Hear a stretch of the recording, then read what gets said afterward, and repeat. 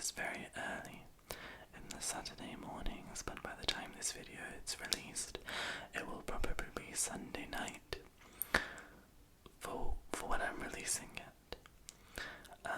But yes, how are you? Good. Well, I can't hear you, so I wouldn't know. But I hope you're well, nonetheless.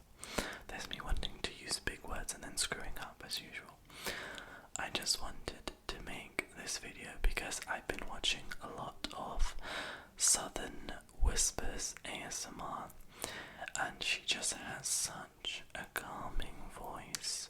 I wish to emulate her. There's lots of ASMR artists I love, actually, that you probably, if you've been with me for a long time and watch a lot of my videos, I made it like a top 5 ASMR artists, and that's always changing, and I'm pretty sure that's the same for everyone else in any sort of content creating genre. But in terms of like my current ASMR faves, Southern Whispers ASMR is really hitting the spot right now. She just has such a I don't know what's happening with my words. It's all these inaudible whispers, you see. You get me doing them, and but yeah. I've been watching Southern Whispers ASMR and her videos. She has a lot of variety of videos. She posts very frequently, like I do.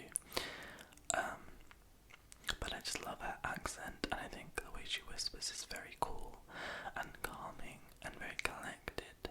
You can tell she's very eloquent and thinks before she speaks, which I really appreciate. But she has this sort of series called Hypothetical, Alleged Gossip. Hypothetical, which we all know is the real deal. But yeah, hypothetical, alleged, theoretically. And she uses those words incorrectly on purpose, which I think is fantastic. It's just a fantastic way to annoy people. Especially when people can't take the hint or the joke, but I digress. And so she has those videos, and they've been putting me to sleep all of this week, because it's really warm in my small box room in my parents' house. But I digress.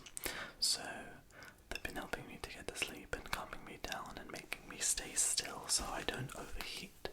So the plan is, for the next few minutes, if you enjoy my normal whispers, is to have a hypothetical or theoretical or alleged gossip with you, or neighbourhood gossip.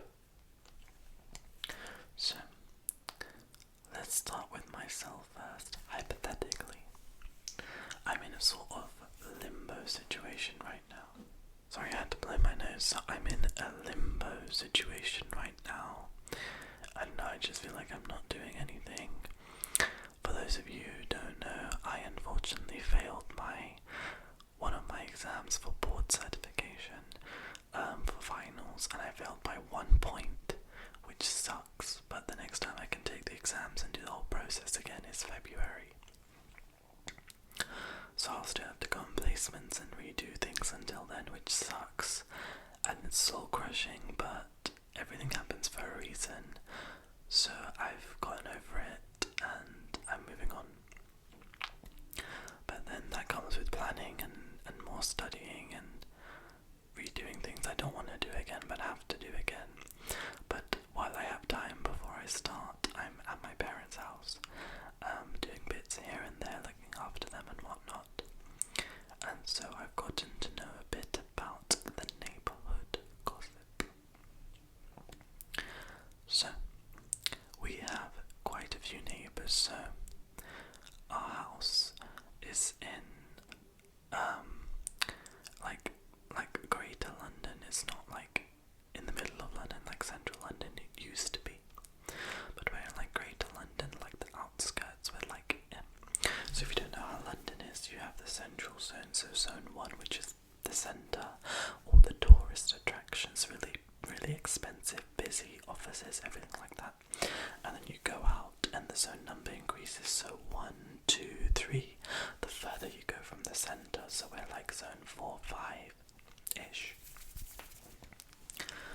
so we're quite far out, so the streets that we live on, the houses are a little bit bigger because there's a lot more space and there's a lot more greenery. So on our street, you get to see what's going on. Now we're a curtain closed type of house. Windows open, always open your windows, get that fresh air in. But we're a curtains closed type of household. Like downstairs, I don't want you seeing what I'm doing in the middle of the day. I mean, to let light in maybe, but you know what I mean. Everyone else, I don't think they get the memo. So that's what they're doing. And across from us lives a Caucasian family, and the reason why is I can't disclose names and information. Actually, I shouldn't have even said Caucasian. Damn. Okay, but we're gonna call them. So across from us lives Jenny and her family. Actually, screw Jenny. We're not gonna do. Okay, sorry, not Jenny. We're gonna call her Karen. So Karen and her family live there, and she has 4 or 5 or 6 children. I don't know. They seem to be multiplying by the minute. So Karen and her family. Now, I don't know much about the neighbours there, but I'm informed, and now that I'm here a lot more, I'm seeing their comings and goings. So Karen, hypothetically, Karen has lots of kids, allegedly, and so theoretically she should be really busy looking after those kids, or someone needs to be looking after these children. But hypothetically, they are running about in the street because for some reason there's some time off school. I don't know why then some of them aren't in school. They look really young, they need to be in school. So they are going around the street in the middle of the day, doing what they can. They're on bikes, scooters, they're like playing baseball and cricket with things in the middle of the road. So our street is literally, like the pavement is literally like that big. And then you have the road, which is huge, a big road. You can fit 2 cars in either way. And then the other street where they live. And Karen's kids are always playing in the middle of the road, hypothetically. So I'm just going to take a sip of this. This is iced tea. Now when I say I like tea in every form. Iced tea. It's peach iced tea.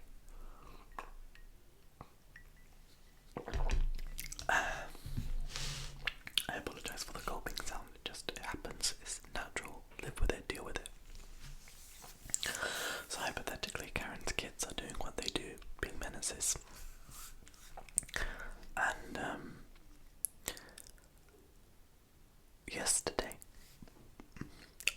the day before yesterday, the neighbours on our right, we're going to call it them John and Betty. John and Betty are a slightly older couple. They're like, allegedly, they're like 55, 60, around that age, I'd like to say. Definitely over 50, but not quite extreme old age pensioner type age. Not that there's anything wrong with that. Let's not be ageist here. But that's the age category they fall in. And John and Betty's front window was smashed into several pieces. And so John and Betty, they're mad about this smashed window. They come home from their long day of work, both of them working. They both work. They've still got, they're saving up hard for retirement, but they're very lovely, both of them. And they come home to this window smashed in millions of pieces, and they're like, it's Karen's children. It's definitely Karen's children. We're gonna go. So they go, and they're like, knock knock, knock knock, knock knock. And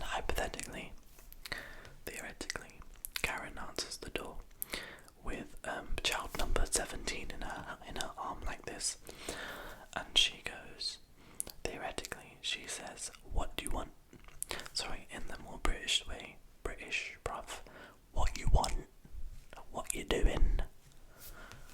Shouldn't you be at work, John? Sorry, that's really rude of me, but that's how they sound. And John and Betty together are hypothetically like, no, we're not okay. We just came home and our window is in bits, and your children, all of them, are playing with the cricket bats and balls, and they're awfully quiet right now, just staring at us. Do you have an explanation as to what's going on? And obviously Karen doesn't, bless her soul. There's no way a human being can look after that many children without support. She's just like, well, do you have proof? And they were like, proof of what? And they were like, do you have proof they broke your window? And I was like, to translate, do you have proof that my kids have broken your window? And John was like, I didn't tell you that my window was broken yet. How do you know? And then she was like, I can see it from here. And he was like, no, you can't. I can't see it. You can't see it. Now there's like quite a long hedge. It went from little to long. I'm not lying. I promise. There's like a long hedge between our house, and John and Betty's house, and just after there, it's just like a small fence, quite a thin wooden fence, so you can't really see past it. And so they were like, no, you can't. So how do you know? And then she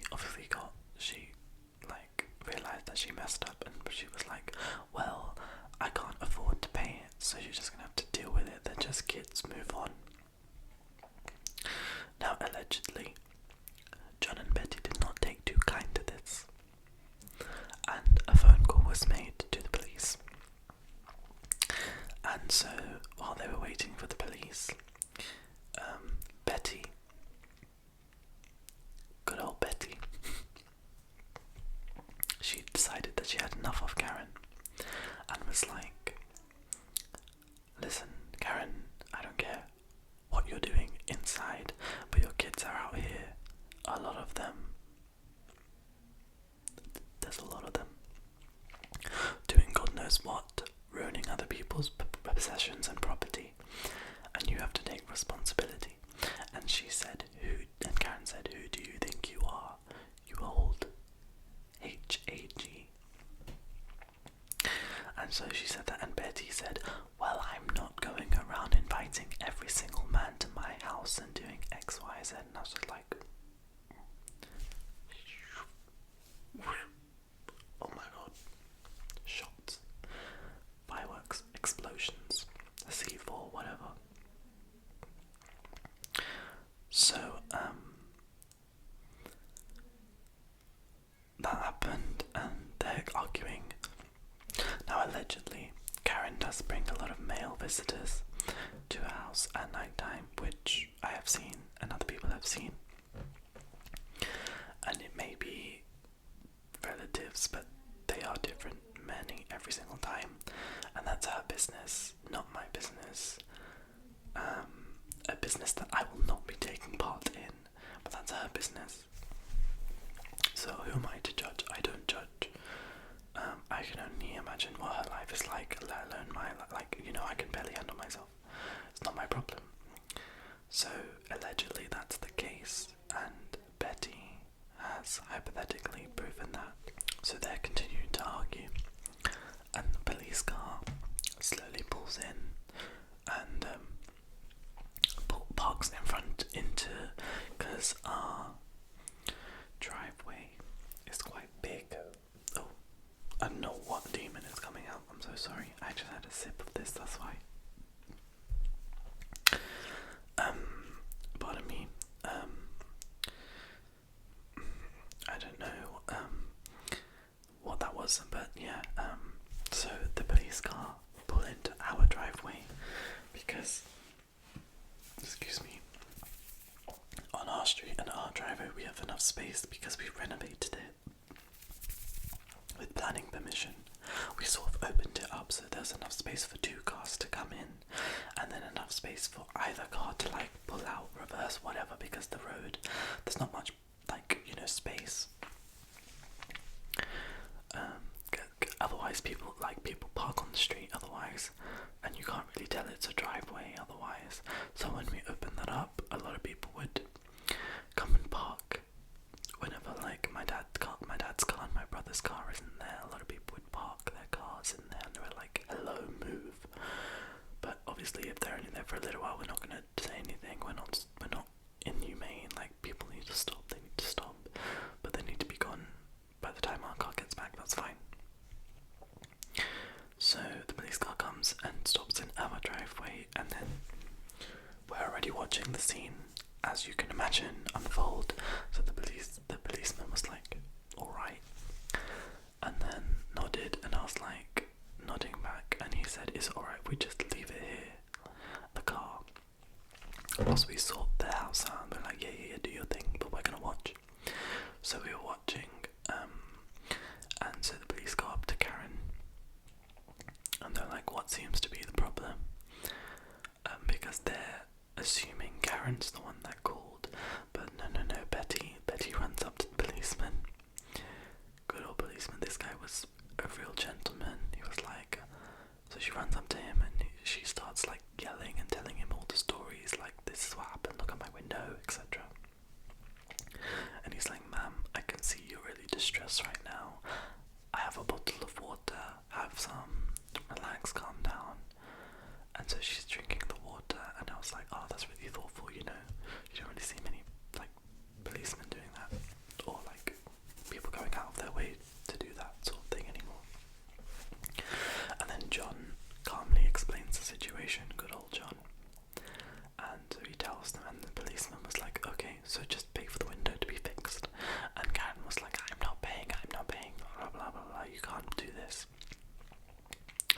And then John says, you have to pay because it's, you know, you've damaged our property, whether it's you or your child, it's still the same thing. Take some responsibility. And she goes, if you can prove to me that my child did it, then I'll pay. Allegedly. Hypothetically, hypothetically, whichever one you like to use, hypothetically, John said that he has a security camera and is willing to show the security camera footage from his phone. And me and my mum just sitting there just turned to each other and were like, oh my god, shit's about to hit the fan. And that happened. It really did.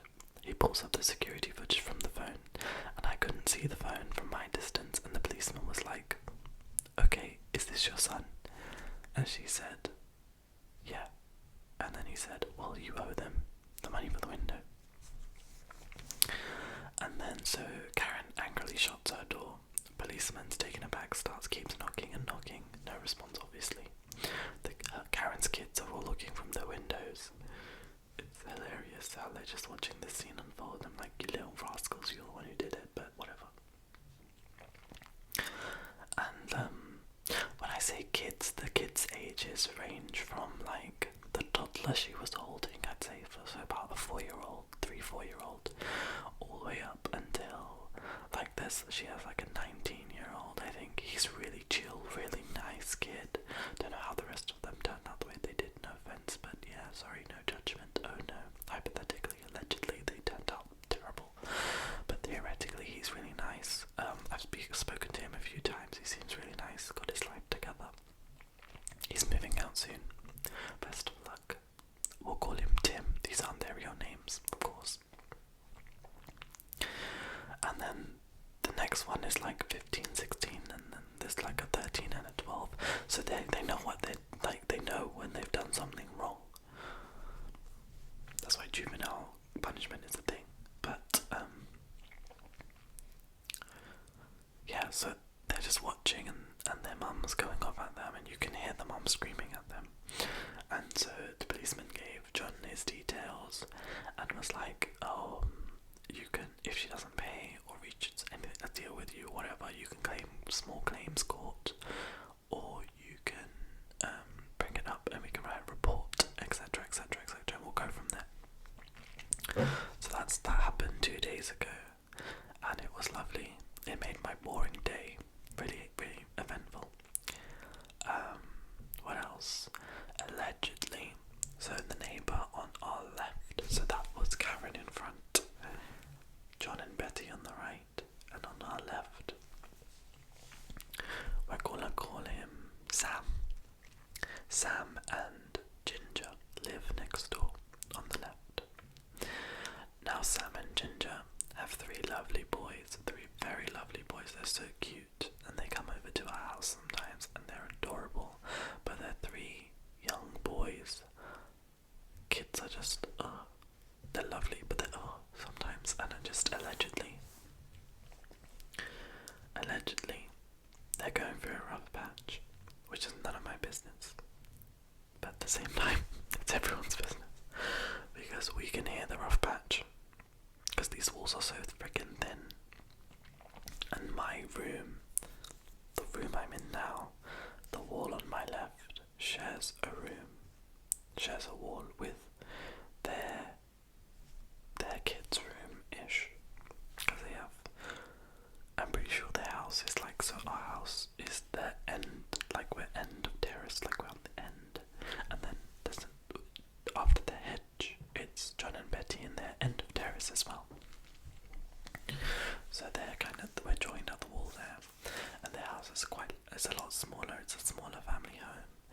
So that room, I'm pretty sure, is just their kids. So that's very noisy, but you know, kids are kids, they're gonna make noise, and I'm like, that's fine. It's very difficult to film ASMR though, so that's that. But I can hear all of their screaming, all of their arguments, and it's just like, oh my god, theoretically, they're not happy with each other. Theoretically, things are going downhill.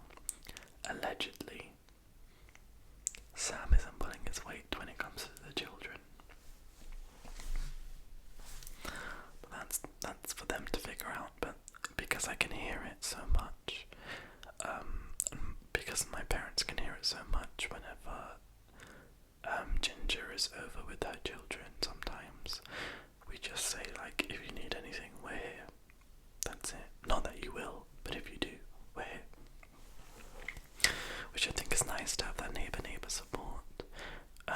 Back in the old house where we lived with, because right now in this house I live with my siblings and my parents, so immediate family. But back in the day, I hypothetically lived with a lot of my extended family. I shared a room with 5 people. I then shared a room with 3 people. I then shared a room with my grandparents, and then me and my 2 brothers, we got our own room, so we shared between the 3 of us.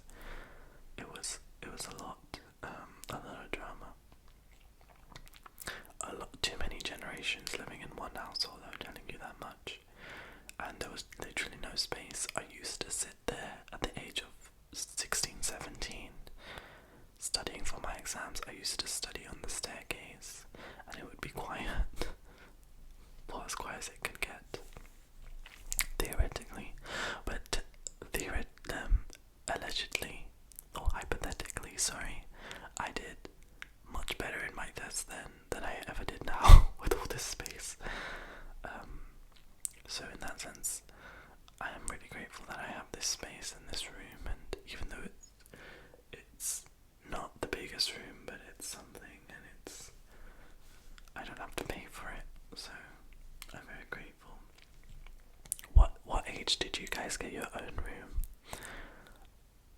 Comment down below if you're still watching or whatever. I got my first, so this is the first room that I've ever had on my own. This is my first solo room. And we moved in when I turned 20. So I shared a room all the way from birth up until the age of 20. So, as far as I can remember, I used to share a room with my uncle and cousins back in the day, and then I shared a room with someone else. Must have shared a room with someone else too.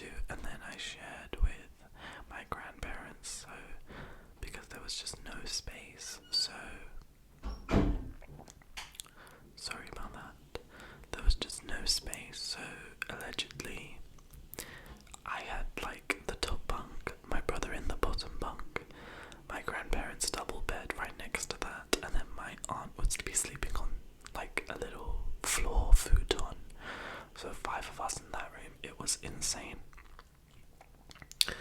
Oh, those were the days. And then allegedly, the great incident of back in the day, my dad got really upset with my uncle and just had enough and was like, listen, you need to leave. You need to go. You can stay in the living room until you have some time, or like until you sort yourself out, but you need to leave like within a month and just get out. Because at this point my aunt and uncle, the last two that were living with us at that time, they finished studying, they had full-time jobs, and they weren't contributing to rent, and they were just sort of lounging about really. So he was like, leave, go, do what you need to do. So then my two siblings, we got a room, and so I stayed on the bunk bed with my other brother, and then my youngest brother got a solo bed because he's a little drama queen, so he got his own bed. But that's that, hypothetically, and I think that's as far as I'll talk about today, because it's getting quite late and I need to go to bed myself. So yeah, I hope this theoretical, alleged, hypothetical talk, ramble, gossip was okay. And shout out to Southern Whispers ASMR, because you've really been helping me sleep.